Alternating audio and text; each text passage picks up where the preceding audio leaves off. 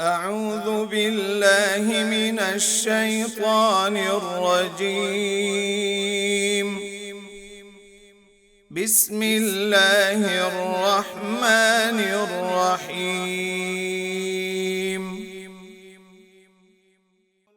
ألم تر إلى الملأ من بني إسرائيل من بعد موسى إذ قالوا لنبي له ابعث لنا ملكا نقاتل في سبيل الله قال هل عسيتم إن كتب عليكم القتال ألا تقاتلوا قالوا وما لنا ألا نقاتل في سبيل الله وقد أخرجنا من ديارنا وأبنائنا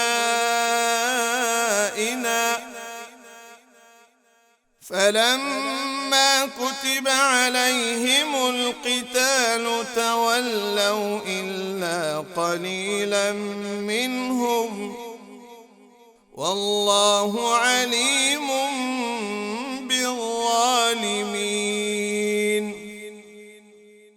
وقال لهم نبيهم إن الله قد بعث لكم طالوت ملكا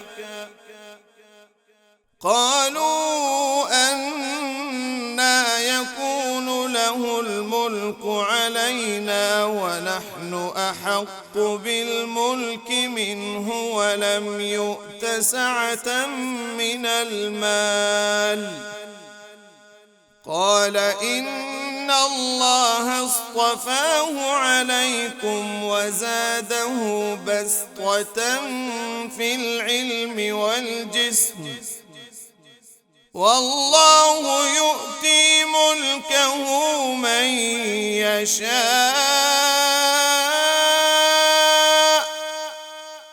والله واسع عليم.